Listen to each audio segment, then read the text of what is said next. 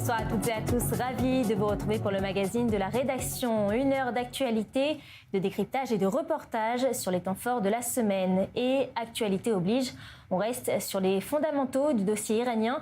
Au cœur de toutes les tensions, le programme nucléaire de Téhéran. Depuis des années, l'Iran est présenté comme étant à quelques semaines de la bombe. Une formule qui peut sembler paradoxale, mais qui correspond à une stratégie assumée.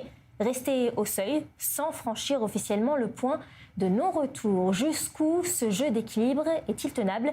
Élément de réponse avec Mathieu Winding. Un chiffre inquiète les capitales occidentales, 60%. Aujourd'hui, l'Iran enrichit de l'uranium à 60%, le seuil militaire se situe autour de 90%. En 2015, une tentative de règlement historique avait pourtant été conclue, le Joint Comprehensive Plan of Action négocié sous la présidence de Barack Obama. L'objectif du JCPOA, limiter l'enrichissement, réduire les stocks, renforcer les inspections. Mais après le retrait américain, l'accord s'est progressivement vidé de sa substance. Depuis, Téhéran a relancé et accéléré son programme, ses stocks sont en hausse, les centrifugeuses sont plus performantes, le temps de breakout est considérablement réduit. Le programme iranien repose sur une architecture dispersée, plusieurs sites spécialisés en enrichissement, en recherche et en conversion. Certains sont enterrés profondément, parfois sous des montagnes, conçus pour résister à d'éventuelles frappes. Produire de la matière fissile n'est pourtant qu'une étape, il faut ensuite miniaturiser une ogive, l'intégrer à un missile, c'est un autre seuil. C'est là que commence l'ambiguïté stratégique en 2025. La guerre des 12 jours entre Israël et les réseaux soutenus par l'Iran a servi de révélateur, frappe ciblée, riposte indirecte, démonstration de capacité régionale, mais aucune confrontation nucléaire directe. Le message était clair, la dissuasion implicite fonctionne déjà. Aujourd'hui, des négociations exploratoires se tiennent à Genève. Objectif occidental gelé, l'enrichissement à haut niveau et rétablir un mécanisme d'inspection crédible. Objectif iranien, obtenir un allègement des sanctions sans renoncer à la capacité acquise. Et c'est peut-être là le cœur du dossier. Officiellement, l'Iran ne vise pas nécessairement la bombe, il veut peut-être mieux la capacité d'y accéder rapidement au moment souhaité. Un levier diplomatique permanent, un outil de pression stratégique et un signal envoyé à toute la région, car si le seuil était franchi, l'effet domino serait immédiat. Turquie, Égypte, le Moyen-Orient entreraient dans l'ère de la prolifération et c'est peut-être là le véritable compte à rebours.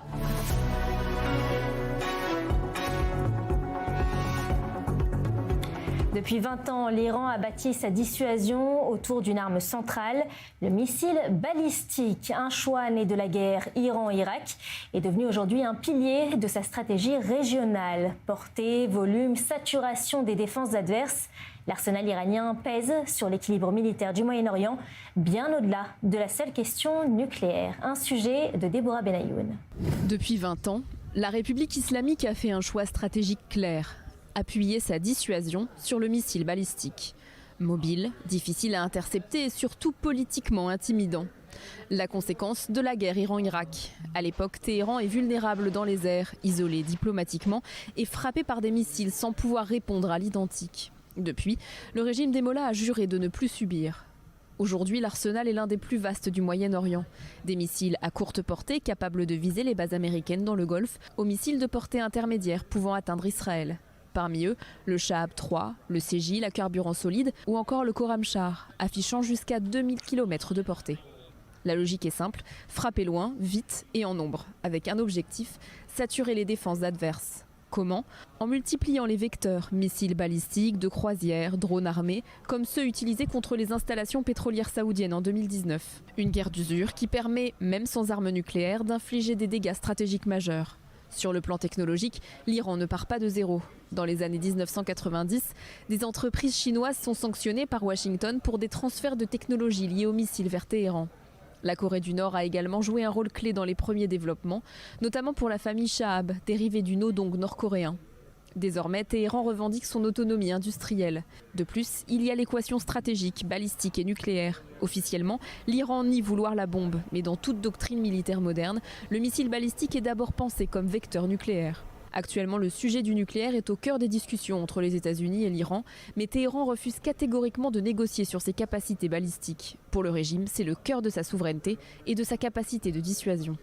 Et même sans la bombe, la puissance balistique iranienne redessine l'équilibre régional. Elle oblige Israël, les monarchies du Golfe et les États-Unis à investir massivement dans un système de défense performant et créer un climat d'incertitude permanent. Désormais, la dissuasion par la terreur ne passe plus seulement par l'atome, elle peut aussi passer par la trajectoire d'un missile.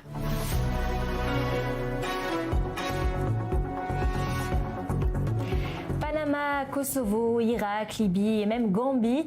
Depuis des décennies, des interventions étrangères ont fait tomber des régimes au nom de la sécurité internationale, sans toujours stabiliser les pays concernés. Dernier épisode en date, le Venezuela, avec une opération américaine spectaculaire qui relance le débat sur la légalité et l'efficacité de ces actions. Retour sur ces chutes de pouvoir aux conséquences durables.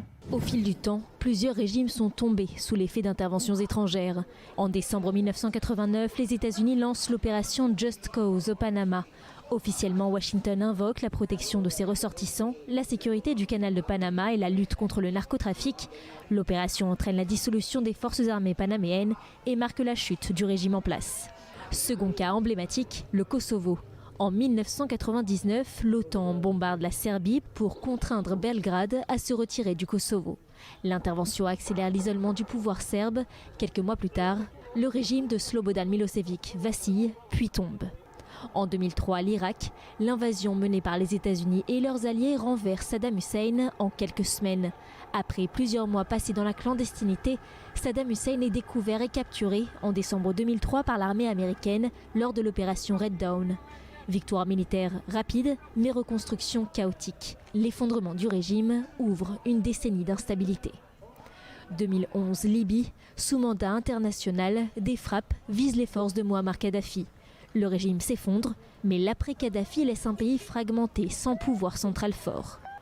L'année 2017 a marqué un tournant historique pour la Gambie, avec la fin des 22 ans du régime de Yahya Jammeh. Cette transition a ouvert la voie à des réformes démocratiques, à la restauration des libertés et à des élections législatives la même année. Dernier cas en date, le Venezuela. Dans la nuit du 3 janvier 2026, des forces américaines ont mené une opération baptisée Absolute Resolve, conduisant à la capture du président Nicolás Maduro et de son épouse à Caracas. Une action spectaculaire, aussitôt dénoncée par plusieurs capitales comme une violation du droit international.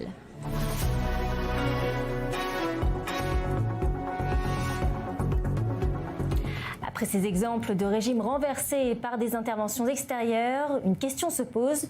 L'histoire du Kosovo peut-elle éclairer les scénarios actuels autour de l'Iran ?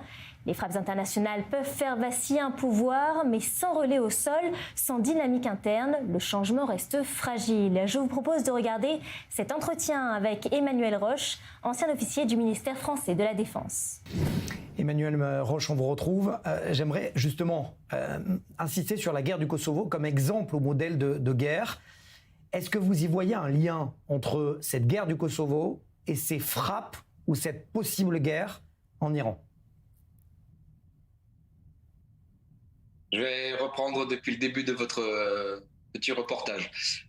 Noriega, Maduro, évidemment, des régimes de narcotrafiquants qui se dédouanent de toutes les lois, quelles qu'elles soient, mais c'était facile, c'était deux petits pays. On l'a vu avec Maduro, ça s'est passé en quelques heures avec 150 morts, c'était facile. Je me rappelle que l'histoire de chez Nogueira, c'était pareil, ça a duré 3 jours et c'était fait. Ensuite, il y en a eu d'autres. Alors, le Kosovo, c'est une histoire particulière. Alors, moi, je suis arrivé juste après. J'étais là pour sécuriser les élections qui ont lieu juste après. C'était, si je me rappelle bien, une des plus grosses opérations conjointes de l'OTAN, après celle en Bosnie, auquel celle-là j'ai participé. Et effectivement, ça a libéré le Kosovo. Mais rappelez-vous que le Kosovo n'était qu'une petite partie physique d'un grand pays. C'était la Serbie et encore le Monténégro à l'époque. Mais ça a libéré cette région, cette partie de pays. Et ça a permis aux Albanais du Kosovo d'avoir voix au chapitre, de retourner dans les postes de fonctionnariat, d'avoir un parlement, et ainsi de suite. Mais c'était une partie. Mais effectivement, au Kosovo, les frappes, alors du coup internationales, pas d'un seul pays, mais internationales, ont fait chuter en quelques mois, suivant la fin des frappes, ont fait chuter le régime Milosevic et ont mis à jour surtout toutes les exactions qui avaient été faites auparavant, d'un côté comme de l'autre, parce que tout le monde est passé au tribunal international. Mais de nouveau, le Kosovo, ça reste un pays, qui est un pays maintenant, qui a 90% d'Albanais d'origine et 10% de Serbes d'origine. Et c'est assez homogène. Alors ça m'intéresse justement, parce que vous dites en gros que au-delà des frappes militaires, il faut une intervention au sol du peuple, mais d'une force quelconque, pour reprendre le pouvoir. En fait, seule la force militaire ne pourra pas assainir le pays. C'est ce que vous dites. Ah, c'est exactement ça. La force militaire, elle arrive et elle fait un carnage, on va dire. J'exagère, mais c'est ça. On met tout à plat et maintenant, c'est un peu le problème, c'est débrouillez-vous. Regardez la Libye, l'Irak évidemment, la Syrie aussi. Au Kosovo, c'était un peu plus simple, je pense, pour nos diplomates et nos politiques, c'est parce qu'en fait, il y avait ces entités. Une grosse majorité d'albano-kosovars, comme on disait à l'époque, et puis une petite minorité de serbo-kosovars qu'il a fallu protéger aussi, parce que l'esprit de revanche était là. Mais ça restait assez faisable, on va dire. En Bosnie, déjà, ça a été beaucoup plus dur, parce qu'il a fallu faire une entité des Serbes de Bosnie, il a fallu faire une entité bosniaque, il a fallu faire une entité croate. Mais vous connaissez, Emmanuel Roche, vous connaissez l'armée serbe. Est-ce qu'elle était, à l'époque, aussi forte que l'est aujourd'hui l'armée iranienne? Ou les gardiens de révolution, plus exactement? L'armée serbe était forte, et après, bon, du coup, j'y étais là, on les a étriés. On les a étriés, on les a mis à genoux sur Sarajevo et ses environs. Ce qui leur a dit, du coup, on va arrêter ici. Ils se pensaient toujours beaux au Kosovo. J'ai aucune animosité contre les Serbes, bien au contraire. Mais au Kosovo, c'était pareil.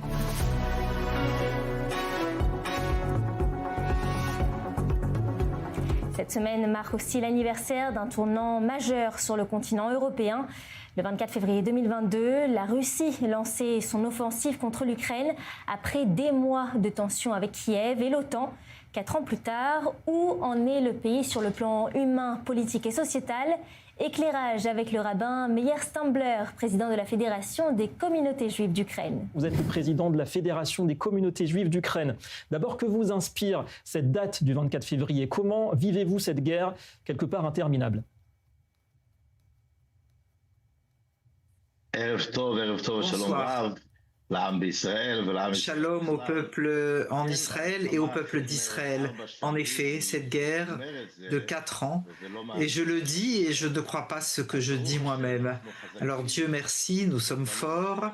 Ça n'est plus ce que c'était au début de la guerre. Personne n'a peur d'être conquis ici.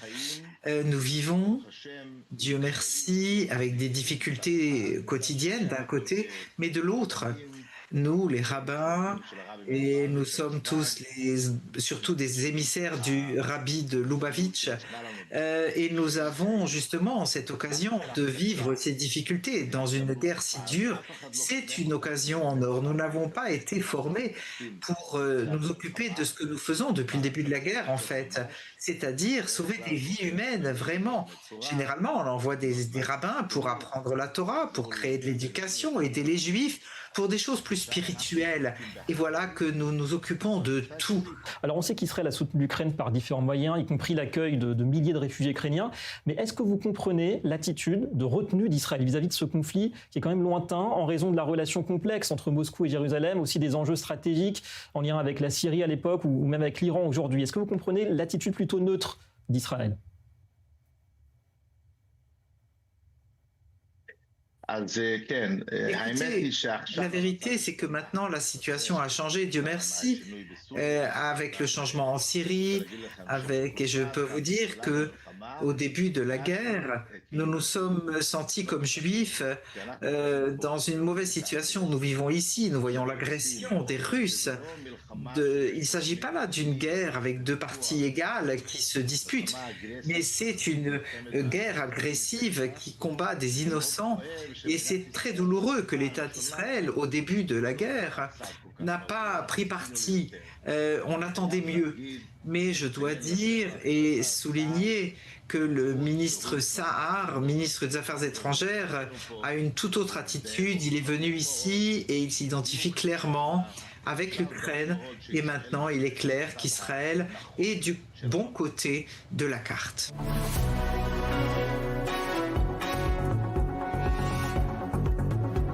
On s'intéresse à présent à un débat qui touche au cœur de l'identité morale et sécuritaire d'Israël. La peine de mort, longtemps écartée au nom de la valeur de la vie, elle reste pourtant inscrite dans la loi pour des cas exceptionnels.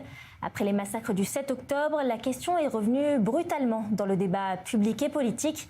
Faut-il y voir un outil de dissuasion face au terrorisme ou une ligne rouge éthique. Retour sur l'histoire et les enjeux d'un sujet pour le moins controversé avec Déborah Benayoun pour l'émission Regard croisé.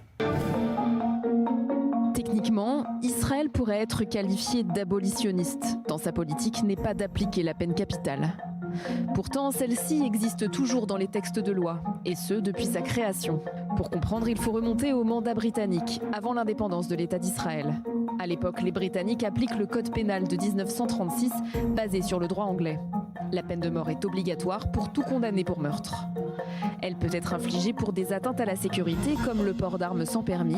150 personnes auraient été exécutées par pendaison entre 1920 et 1948. À sa création en 1948, Israël hérite des lois britanniques. La peine de mort reste donc en vigueur jusqu'en 1954, le temps que l'État vote ses propres lois pour la remplacer. Au cours de cette période, le pays fait face à une forme de dilemme moral entre la loi écrite héritée des Britanniques et sa volonté politique. Les juges continuent de condamner à mort car la loi les y oblige, mais les condamnations sont commuées en peine de prison à vie. Le traumatisme de la Shoah reste aussi très présent. Pour les fondateurs de l'État, dont beaucoup étaient des survivants ou des réfugiés d'Europe, l'idée que l'appareil d'État puisse légalement tuer un être humain était devenue insupportable. La valeur de la sainteté de la vie passe désormais au premier plan de l'identité nationale. Le 16 février 1954, la Knesset vote la suppression de la peine de mort pour le crime de meurtre de droit commun. À la Knesset, les débats sur l'abolition de la peine de mort sont longs, mais apolitiques. Ils se basent sur la tradition juive, mais aussi sur des considérations morales universelles et son incapacité démontrée à dissuader les criminels. La peine de mort est toutefois maintenue pour des cas exceptionnels, les crimes de haute trahison en temps de guerre et coopération avec l'ennemi, pour atteinte grave à la sécurité nationale ou encore pour les crimes perpétrés par les nazis. C'est d'ailleurs en vertu de cette exception que le criminel de guerre nazi Adolf Eichmann est jugé et exécuté par pendaison le 31 mai 1962. Son appel contre sa condamnation pour génocide du peuple juif est rejeté par la Cour suprême. De plus, le président Yitzhak Ben-Zvi refuse sa demande de grâce. Le débat sur la peine de mort en Israël revient régulièrement dans l'actualité, notamment dans les dossiers de terrorisme. En mars 2011, l'assassinat de la famille Fogel, incluant 3 enfants dans l'implantation d'Itamar, provoque une onde de choc immense. Face à la cruauté de ce crime terroriste, plusieurs ministres et députés, notamment de droite, réclament publiquement la peine de mort pour les 2 auteurs de l'attaque. Les juges y songent sérieusement, mais finalement y renoncent. Les coupables sont condamnés à de multiples peines de prison à perpétuité. Nouvelle étape, en 2018. Avigdor Lieberman, alors ministre de la Défense, porte un projet de loi visant à faciliter la condamnation à mort pour les terroristes. En janvier, la Knesset se prononce en faveur de cette loi en lecture préliminaire. Mais ce projet n'ira jamais au bout du processus, en raison de l'opposition du Shin Bet, mais aussi de réserves du Premier ministre Benyamin Netanyahou. 5 ans plus tard, en mars 2023, la question de la peine de mort revient avec encore plus de vigueur. Cette fois, c'est Itamar Ben-Gvir qui est à la manœuvre. La proposition est encore plus radicale. Le projet vise à rendre la peine de mort obligatoire pour certains actes terroristes. La peine s'appliquerait à quiconque tue un citoyen israélien dans le but de nuire à l'État d'Israël et à la renaissance du peuple juif sur sa terre. Comme en 2018, il propose qu'un tribunal militaire puisse prononcer la sentence à la majorité simple des juges au lieu de l'unanimité. Le projet est approuvé en première lecture avec une majorité de 55 voix pour et 9 contre. Et depuis le 7 octobre 2023, le sujet est devenu explosif. Les discussions sur la proposition d'Itamar Ben-Gvir reprennent en septembre 2025, malgré la crainte qu'un tel projet puisse nuire aux otages toujours à Gaza. Début novembre, alors que tous les otages vivants sont rentrés en Israël, un nouveau vote a lieu en commission. Une semaine plus tard, la Knesset en séance plénière approuve la loi en première lecture avec une majorité de 39 voix pour et 16 voix contre. Après une opposition de longue date, le chef du Shin Bet, David Zini, informe le gouvernement que le service soutient désormais la peine de mort pour les terroristes. Et malgré le choc des massacres du 7 octobre dans l'opinion publique, les avis restent mitigés. Les partisans de la peine de mort estiment qu'après de nombreuses années de prison, un terroriste ne change pas et que le risque reste grand après sa libération. Ils considèrent également qu'une peine plus sévère est plus dissuasive et que l'État d'Israël doit se montrer intransigeant avec les terroristes. Enfin, les Israéliens ont en mémoire l'accord Shalit qui a mené à la libération de plus de 1000 prisonniers en échange du jeune soldat en 2011. La peine de mort permettrait donc, selon les soutiens du projet, de solutionner le problème des enlèvements de soldats et des accords de libération de prisonniers. Les opposants estiment au contraire qu'une telle proposition pourrait entraîner des prises d'otages. Argument central, si un terroriste est condamné à mort, son organisation cherchera par tous les moyens à empêcher l'exécution. Ils avancent que pour les terroristes, le moyen le plus efficace serait justement d'enlever des soldats ou des civils israéliens pour les utiliser comme monnaie d'échange. La peine capitale deviendrait ici un moteur d'insécurité. Une question qui est largement revenue sur le devant de la scène lors des négociations pour la libération des otages depuis le 7 octobre. Autre argument formulé par les partisans de la peine de mort, la dissuasion. Pour la maintenir et rendre justice, certains estiment qu'il faut s'assurer que ces individus ne puissent plus nuire à l'avenir. Du côté des opposants, on considère justement que la peine capitale ne serait pas dissuasive. En effet, aucune étude concluante ne permet de l'affirmer avec certitude. D'autant que les terroristes n'ont pas peur de mourir dans les attentats qu'ils commettent. Par ailleurs, il y a aussi ceux qui seront chargés de l'exécution. L'association médicale israélienne a rejeté toute participation des praticiens aux mises à mort, que ce soit activement ou passivement. Le processus législatif est encore loin d'être terminé puisque le texte doit retourner en commission puis être examiné et voté en deuxième et en troisième lecture. Mais nul doute que le sujet sera évoqué lors de la campagne électorale de cette année.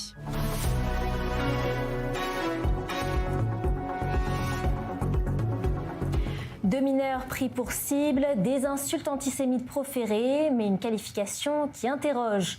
À Saint-Brice-sous-Forêt, l'agression de deux adolescents juifs a soulevé une question clé. Pourquoi, dans de nombreux dossiers, le caractère antisémite n'est-il pas retenu par la justice? Décryptage avec Maître Emmanuelle Aziza, avocate. Maître Emmanuelle Aziza, bonsoir. Vous êtes avocate au barreau de Lyon. Je voudrais, la première question évidemment, c'est de comprendre comment est-ce qu'on explique que le caractère antisémite, quasiment systématiquement, il faut le dire, en tout cas dans la grande majorité des cas, n'est pas retenu. C'est très simple en réalité pour pouvoir, comme l'a dit Anna, le caractère antisémite, c'est une circonstance aggravante.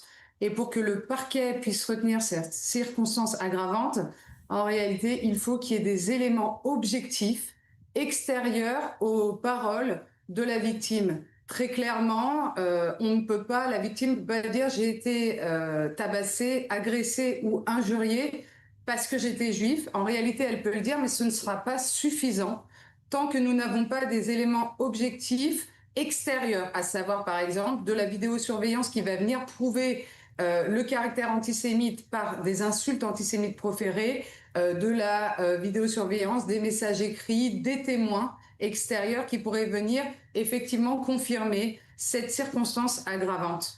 Le problème dans ce genre de dossier, c'est que très souvent, les malfaiteurs agissent évidemment dans des endroits où ils ne seront pas vus et il n'y a uniquement la parole de la victime. Ce n'est pas suffisant parce que vous le savez, en droit pénal en France, on a une interprétation très stricte du droit pénal et le doute profite toujours à l'accusé. J'ai l'impression quand je vous entends qu'on est au même stade du combat avant à l'époque par rapport au viol, où il fallait apporter une preuve matérielle, tangible, visible d'un viol. La parole de la victime ne suffisait pas. C'est aussi votre impression ici ?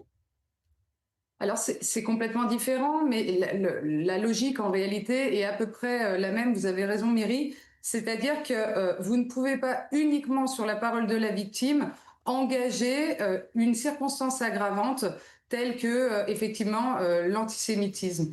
C'est pareil pour d'autres infractions d'ailleurs, que ce soit contre l'islamophobie ou l'appartenance sexuelle d'une personne. La réalité, c'est qu'à chaque fois qu'une circonstance aggravante sera retenue, c'est parce qu'il y aura un élément de preuve clair pouvant entraîner cette circonstance aggravante. Donc oui, vous avez raison, c'est pas les mêmes infractions, mais le parallélisme en réalité est à peu près similaire. Oui, effectivement, c'est pas la même chose, mais ça m'a fait penser au fait qu'il faut absolument prouver, apporter une preuve matérielle. Je voudrais revenir sur cette circulaire du 19 septembre 2025, elle n'est pas très vieille, c'est il y a 3 mois, qui demande au parquet de retenir systématiquement l'aggravation en cas de motivation antisémite. Mais là encore, finalement, cette circulaire, elle ne vaut pas grand-chose au regard de la manière dont cette circonstance aggravante est retenue ou pas. En réalité, cette circulaire, elle a quand même une visée politique.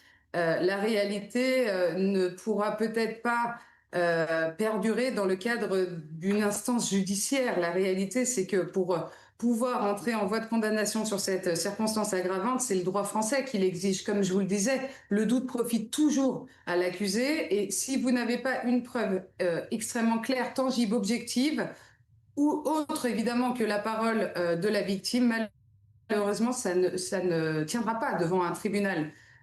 Donc, pour un petit peu une volonté politique pour dire on retient le caractère antisémite, la réalité, c'est que il y aura quand même beaucoup de difficultés à ce que ça soit retenu devant un tribunal.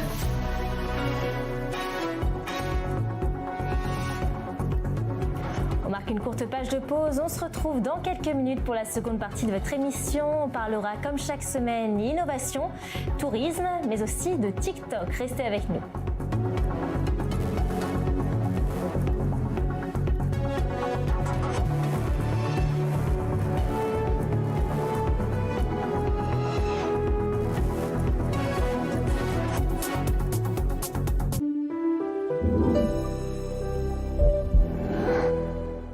Danse, musique et magie vous plongent dans l'histoire de Jérusalem. This is Jérusalem, une comédie musicale inoubliable où le passé et le présent se rencontrent. Bienvenue au cœur de la ville la plus convoitée au monde. This is Jérusalem, une expérience unique seulement au Kikara Musica. Réservez vos places dès maintenant sur thisisjerusalem.co.il. Vous vous souvenez de cette époque? On entendait ça quand on allait sur Internet. On mettait 1 heure pour écrire un texto. Les téléphones à clapet étaient cool. Et on découvrait les forfaits illimités. Jusqu'à aujourd'hui, où on stream, on fait des stories, des tutos, des vocaux, des visios. Mais tout ça pour dire les mêmes choses. On en a vécu des choses ensemble depuis près de 40 ans. Chez SFR, on s'engage chaque jour pour nos 25 millions de clients. SFR, on s'engage pour vous. Chaque être humain porte en lui les talents que Dieu lui a donnés et mérite d'être vu et écouté comme tel.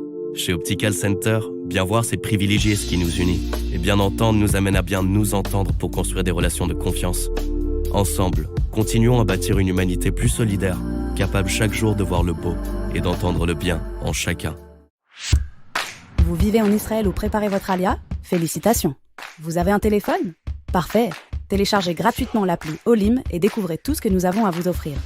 Prise de rendez-vous médicaux et administratifs, paiement de vos factures, vérification de dettes, traduction instantanée, recommandations de professionnels, suivi de demandes et bien d'autres choses encore. Et si vous n'y arrivez pas tout seul, notre équipe parle votre langue et vous aide dans toutes vos démarches en Israël, à partir de 99 shekels par mois en illimité et pour toute la famille. Alors n'hésitez plus. Téléchargez l'appli ou contactez-nous.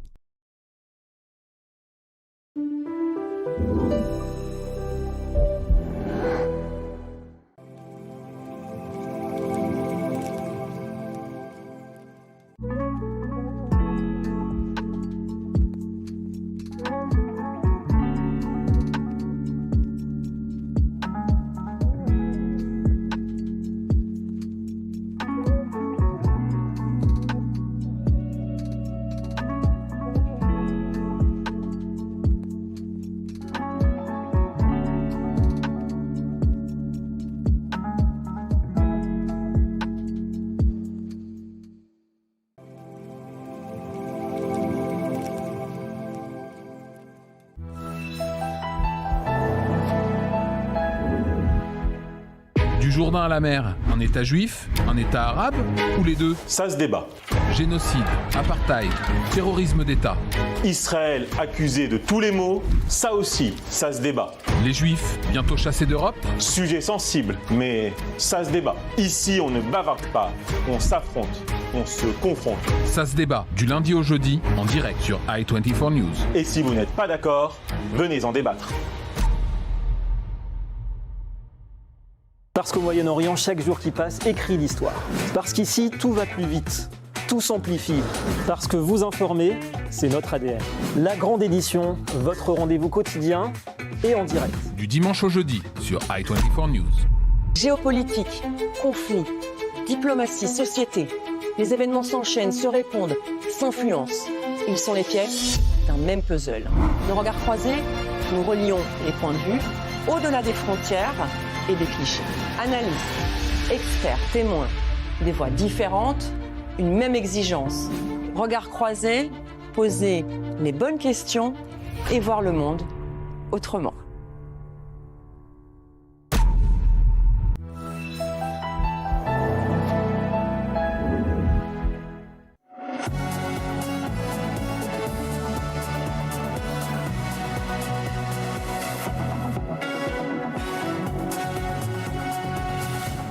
deuxième partie de votre émission. Merci d'être resté avec nous. Et si l'innovation devenait un outil de désescalade, au moins sur le terrain du concret, certaines initiatives misent sur la coopération technologique pour recréer du dialogue autour de l'eau, de l'environnement et des ressources communes. Focus sur Ecopeace, une organisation qui tente de bâtir des ponts là où les canaux diplomatiques sont souvent à l'arrêt. Je vous propose d'écouter à ce sujet Dani Rejes. Elle était l'invitée cette semaine de Christopher Barolin dans l'émission Innovation. Dani Rejes, bonsoir, merci d'être avec nous. Vous êtes, je cite, chargée du plaidoyer international pour Ecopeace Moyen-Orient. C'est comme ça qu'on traduit votre titre en français. Concrètement, ça ressemble à quoi le quotidien d'un chargé de plaidoyer international chez Ecopeace? Merci de m'accueillir ici. Oui, je suis chargé de plaidoyer international d'Ecopeace Middle East. Je travaille pour une ONG qui a un bureau à Tel Aviv, mais aussi à Ramallah et aussi à Amman. Et ensemble, nous travaillons sur la construction de la paix environnementale. Et je rencontre des gens de la communauté internationale ici, en Israël, mais aussi à l'étranger, à Bruxelles et ailleurs, pour discuter le travail que nous faisons, qui se concentre par exemple sur l'eau, l'énergie renouvelable et aussi des solutions innovatrices. Alors justement, dites-nous en plus, vous donc rencontrez régulièrement des Jordaniens, des Palestiniens, des Israéliens pour tenter de créer des solutions ensemble, des solutions partagées sur la question de l'eau. On sait que c'est un problème ici dans la région, on manque d'eau, il y a des usines de dessalement et des choses comme ça. Comment ça marche concrètement et si vous avez par exemple une initiative à nous raconter? The Middle East is Proche-Orient souffre de manque d'eau. C'est la région la plus sèche au monde et la plus désertique. Et on peut le voir dans plusieurs endroits, en Syrie et en Jordanie. En Jordanie,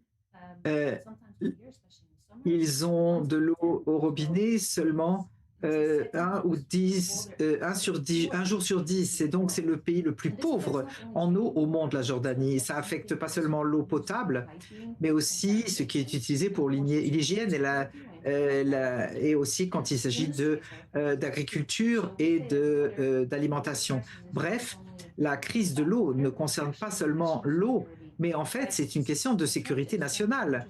Et nous essayons d'expliquer aux pays de la région qu'ils doivent comprendre cela de cette manière et pas leur dire seulement qu'il y a un problème, mais essayer de proposer des solutions. Une des solutions, c'est ce qu'on appelle l'échange eau-énergie entre la Jordanie et Israël et aussi la Palestine.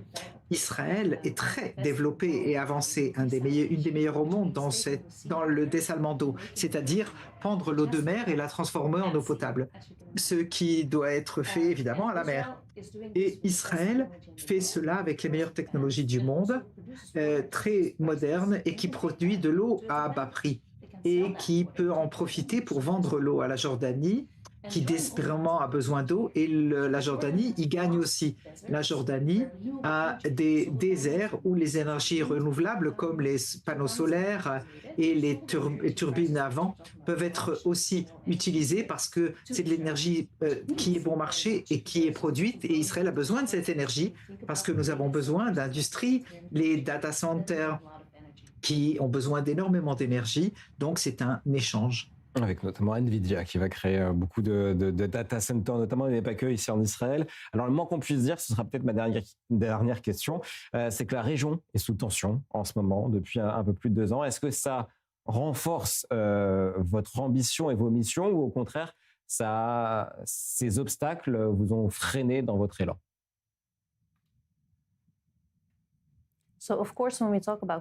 Bien sûr, quand on parle de conflit, cela affecte toujours la construction de la paix, mais ça veut dire aussi que la construction de la paix est encore plus nécessaire que jamais. Et cela nous motive. Je me souviens que lors de la dernière guerre d'Iran en été, je travaillais sur une note d'Ecopeace depuis mon abri. Et c'était surréaliste de travailler sur la paix pendant une guerre. Mais je crois vraiment que c'est une cause qui est plus nécessaire que jamais. Et il y a des solutions pour tous, pour toutes les parties impliquées. Et l'intégration régionale et la stabilité est plus nécessaire que jamais pour arriver en effet à la paix. Alors Sarah Seban, qui est la maîtresse des horloges et qui me dit dans l'oreille qu'on a encore 1 minute. Est-ce que vous voulez parler des prochains projets que vous souhaitez mettre en œuvre ou du financement? Vous choisissez. Oh, thank you so much. This is the fun part. C'est gentil. Ça, c'est la partie sympathique. Je viens de parler de l'échange d'eau-énergie, qui est un accord signé en 2022 entre la Jordanie et Israël. Et cela excluait la Palestine et les installations de dessalement qui pourraient être construites à Gaza. Et comme nous parlons maintenant d'un nouveau Proche-Orient, et j'espère que quand cette guerre sera terminée enfin pour nous tous ici, nous pourrons inclure Gaza dans une installation de dessalement à condition qu'il n'y ait pas de régime terroriste sur place, de telle manière que nous puissions les inclure dans cet accord et que les Jordaniens puissent dire qu'ils n'achètent pas seulement de l'eau d'Israël, mais aussi de Palestine, ce qui pourrait aider à les ramener à table. C'est un des exemples d'une solution gagnant-gagnant d'intégration régionale, et je pense que cela peut être utile comme les premiers projets qui amèneront vers d'autres projets pour toute la région au sens large, inclure l'Égypte, la Syrie, le Liban, et ce que les Européens recherchent aussi. Donc on parle d'intégration régionale, pour faire donc depuis le Proche-Orient et le Golfe, et avec les Européens, ça peut être en grand.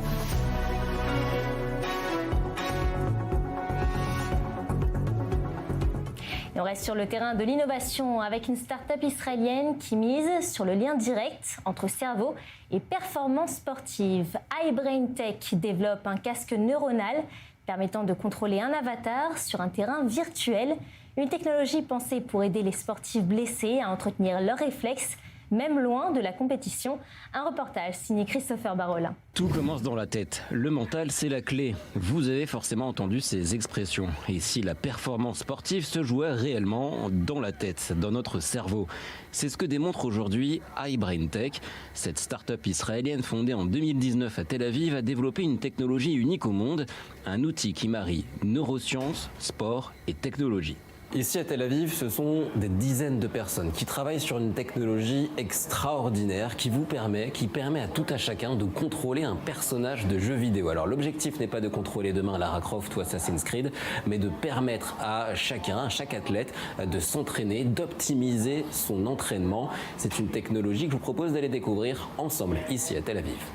C'est une technologie utilisée aujourd'hui par des clubs de Première Ligue au Royaume-Uni, en Europe et dans d'autres clubs de football à travers le monde ou de basketball. De nombreux sportifs utilisent cette technologie israélienne, une idée née dans la tête du docteur Konstantin Sonkin, fondateur et PDG d'iBrainTech.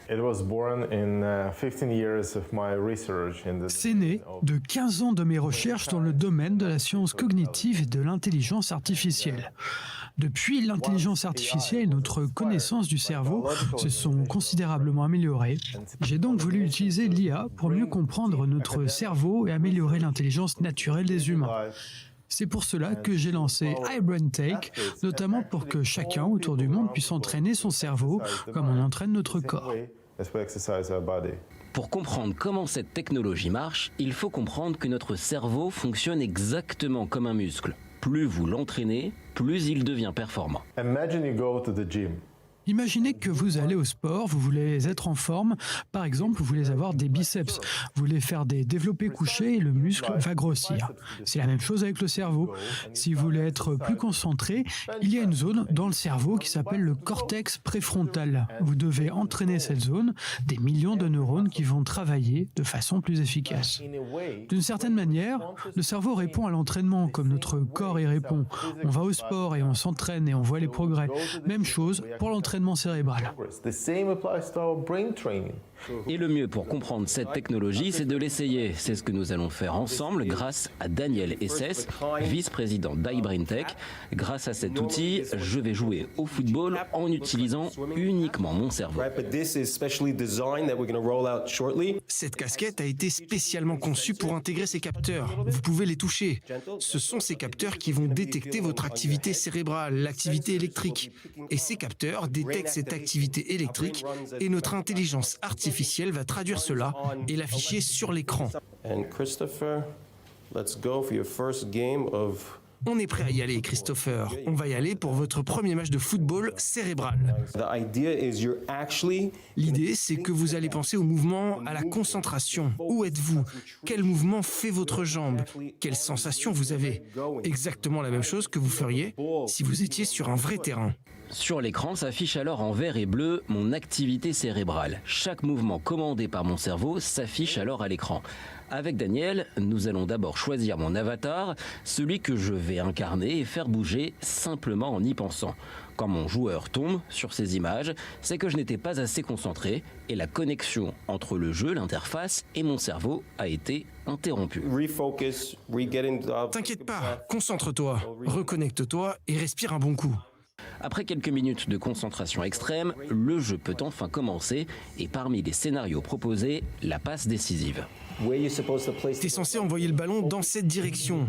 Concentre-toi et vise là-bas. Tu verras que ce sera de mieux en mieux, mais comme je te parle, ça cause forcément une petite distraction. Donc si je viens ici tous les jours, je vais pouvoir marquer des buts dans le jeu et après dans la vraie vie. Exactement. Pas forcément tous les 2 jours, 2 à 3 fois par semaine, 20-25 minutes, à la maison, ici, dans leur centre d'entraînement. Et ensuite, ils peuvent s'entraîner virtuellement à ce qu'ils font sur le terrain, construire des connexions neuronales. Et quand ils sont de retour dans un stade, ça devient presque automatique. Et on a la chance de travailler avec de grands joueurs. Et leur retour, les résultats sont, Dieu merci, magnifiques. C'est super. Donc je reviens 2 fois par semaine et je serai le nouveau Mbappé. Durant le test, d'autres scénarios ont été proposés comme le corner sur ces images ou encore le simple penalty. Aujourd'hui, cette technologie s'adresse surtout aux sportifs de haut niveau, mais demain, elle pourrait être élargie à d'autres secteurs. Une fois que l'élite du sport a validé la technologie, vous avez une opportunité unique, car les clubs sont très puissants. Si Messi ou Ronaldo disent que quelque chose est bien, on a tendance à leur faire confiance, car ce sont des modèles, je dirais. On n'est pas limité par le sport, il n'y a pas que les athlètes qui veulent exercer leur cerveau et prendre de meilleures décisions et les appliquer. Il n'y a pas que les athlètes blessés qui veulent retourner à leur vie et continuer à s'entraîner alors qu'ils ne peuvent pas bouger. Donc, on fait de nombreux essais cliniques aux États-Unis avec nos partenaires stratégiques dans des hôpitaux importants.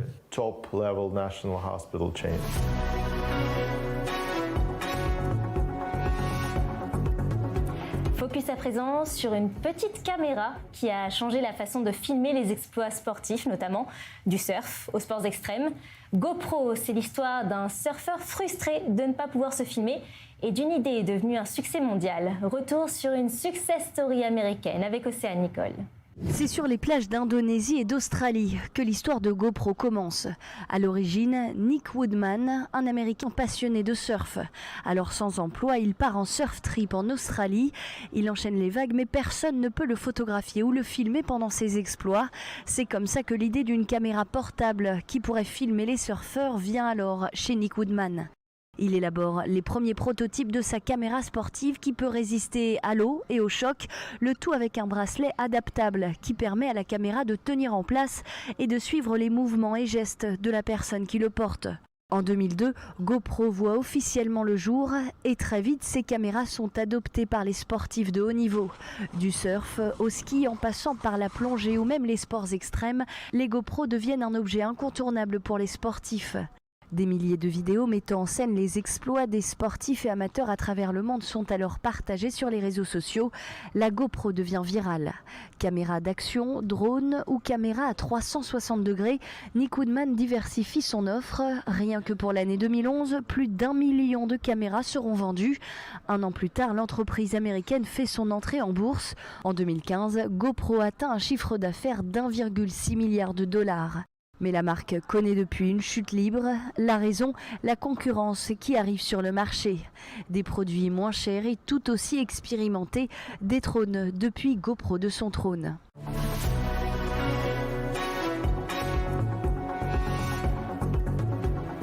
On poursuit avec un focus sur Jérusalem, la capitale israélienne, une ville au cœur des équilibres politiques, religieux et sécuritaires, où se croisent tensions et réalité urbaine. Jérusalem reste un baromètre à part entière de la réalité israélienne. Regardez.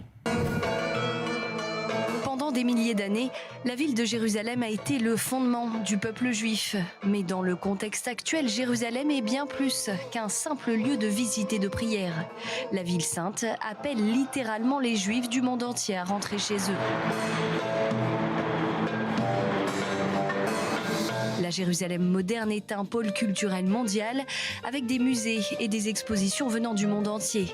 Un centre culinaire doté de restaurants gastronomiques et de chefs renommés, de grands espaces de divertissement et de shopping et le plus grand centre spirituel au monde.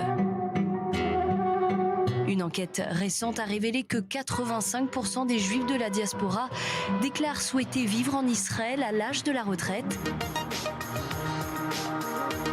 Ramad Vardia, qui fait partie du groupe Ofek Bitan, l'un des plus grands groupes de promotion immobilière en Israël, a répondu à cet appel en construisant une communauté de rêve pour les 60 ans et plus dans le quartier en plein essor de Yar Homa à Jérusalem. L'Europe est finie et l'Amérique, nous espérons tous qu'elle redeviendra grande, comme l'a dit Trump. C'est un endroit unique, le seul et unique petit endroit pour les Israéliens et les Juifs. C'est la raison pour laquelle les pères fondateurs de l'État d'Israël l'ont créé. Nous savons que nos parents sont venus ici non pas pour bien vivre eux-mêmes, mais pour créer un refuge sûr pour les Juifs. Le promoteur Ramad Vardia construit à partir de zéro un complexe résidentiel de 220 unités avec toute une gamme de services destinés aux 60 ans et plus qui recherchent une qualité de vie confortable, sans contrainte, durant les années de retraite.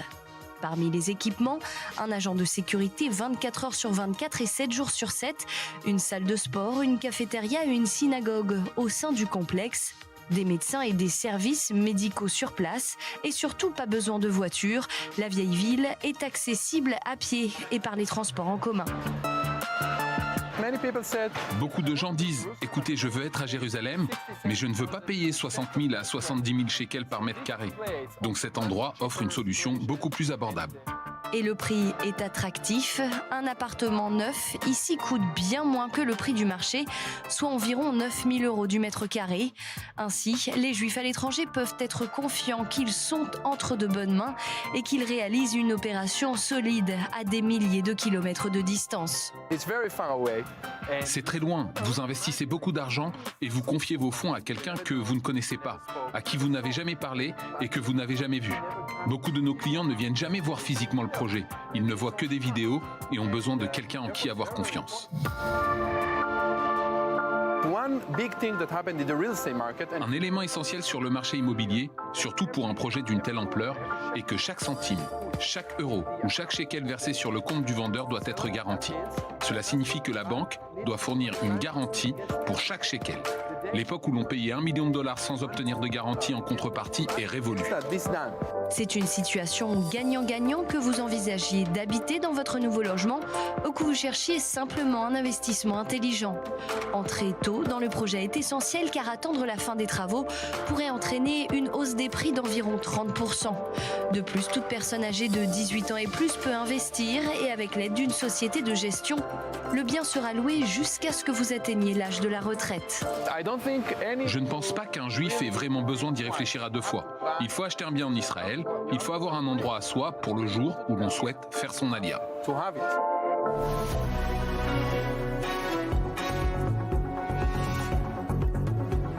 On continue à présent à parler du tourisme israélien entre défis sécuritaires persistants et attentes de visiteurs du monde entier. Comment se porte réellement cette industrie ?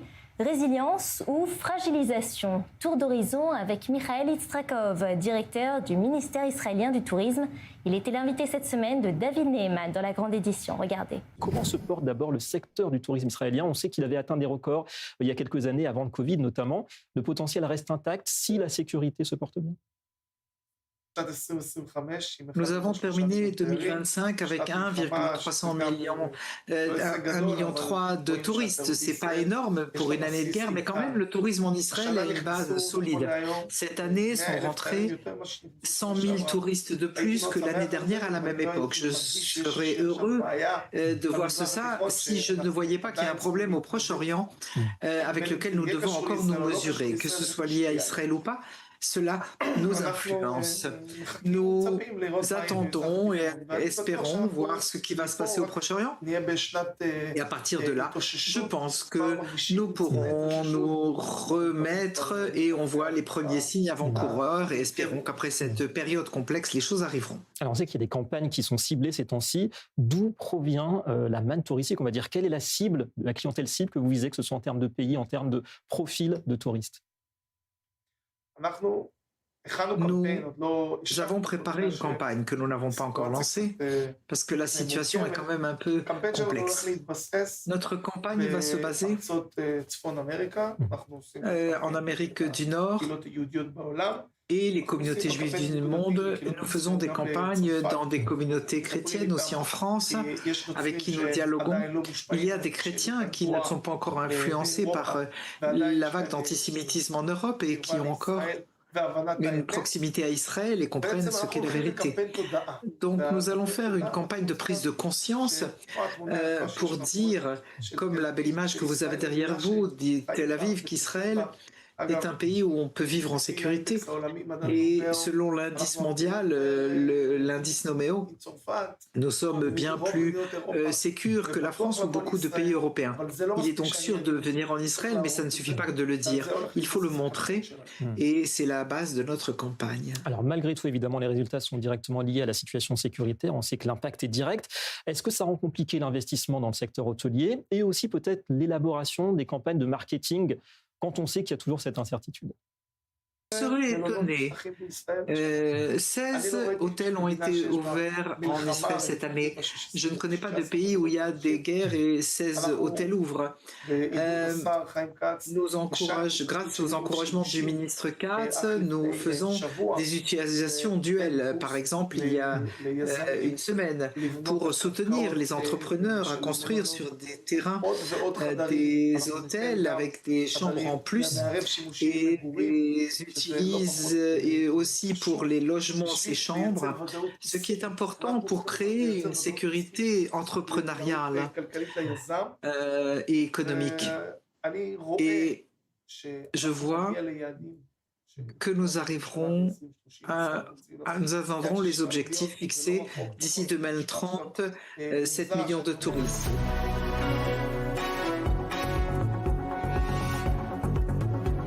Pour terminer ce numéro, un peu de légèreté pour parler de TikTok. Les nouvelles stars du réseau social ont parfois plus de 80, voire 90 ans. Des grands-mères qui cartonnent, répondent aux haters jusqu'au bout de la nuit et transforment leur expérience de vie en millions de vues. Parmi elles, Ada, 91 ans, un sujet signé Tal Shenhav. Les nouvelles stars de TikTok ne sont pas celles que l'on croit. Le réseau social associé aux jeunes voit émerger une nouvelle génération de célébrités, loin des clichés, des stéréotypes. Des grands-mères de plus de 80 ans et même de plus de 90 ans qui accumulent des millions de vues et séduisent des publics bien au-delà de leur cercle familial. Il y a par exemple Ada, elle a 91 ans et elle partage avec ses abonnés humour, recettes, conseils de vie et sagesse. À l'origine de ces vidéos postées sur TikTok, sa petite fille. J'ai écrit quelque chose et ma petite fille, j'ai une petite fille formidable. Elle s'appelle Adar. Elle m'a dit « Mamie, c'est parfait pour TikTok. Tu me laisses le mettre sur TikTok ?» Je lui ai dit « Mais c'est quoi ça ?» Elle m'a expliqué et j'ai dit « Oh, c'est super intéressant. On peut toucher autant de gens d'un coup ?» Elle m'a dit oui. Alors j'ai dit « Apprends-moi s'il te plaît. » En une demi-heure, elle m'a appris ce que c'était que TikTok et comment publier. Et quand elle est partie, j'en avais déjà fait 3 d'un coup. Et j'ai vu qu'on disait « Bravo, tu as raison, qu'est-ce que tu es gentil, tu es formidable !» Je me suis dit « Waouh, ce TikTok, c'est un trésor, vraiment, c'est quelque chose. » J'ai commencé à 0 et maintenant 15 300 abonnés. Ada est auteure. Elle a écrit pas moins de 38 livres traduits en plusieurs langues. Elle a reçu de nombreux prix dans sa carrière. Pas étonnant qu'elle suive assidûment l'actualité et souvent accompagnée par sa voisine, elle livre son avis mordant sur les réseaux sociaux. Notre pétition sur 2026, comme l'année de la paix globale, reçoit énormément de clics. Le secret de son succès réside peut-être dans sa patience à répondre à tous ceux qui l'interpellent. Tu es fou, tu racontes n'importe quoi. Encore une fois, tu racontes n'importe quoi. Dire cela, ce n'est pas convaincant. Mais leur répondre, je leur réponds à tous, à tout le monde, un par un. Je leur réponds jusqu'à 4 heures du matin. Oui, je suis sur TikTok jusqu'à 4 heures du matin. Et pas seulement TikTok, sur Facebook, sur Instagram, sur X. Oui, j'ai une liste, je coche toutes les cases. Pour beaucoup de leurs abonnés, les seniors comme Ada représentent plus que de simples créateurs de contenu. Ils incarnent authenticité, chaleur humaine et la preuve qu'on peut apprendre, rire et se réinventer à tout âge. Sur TikTok, la génération des plus de 80 ans n'est plus invisible. Elle prouve que la sagesse peut devenir virale.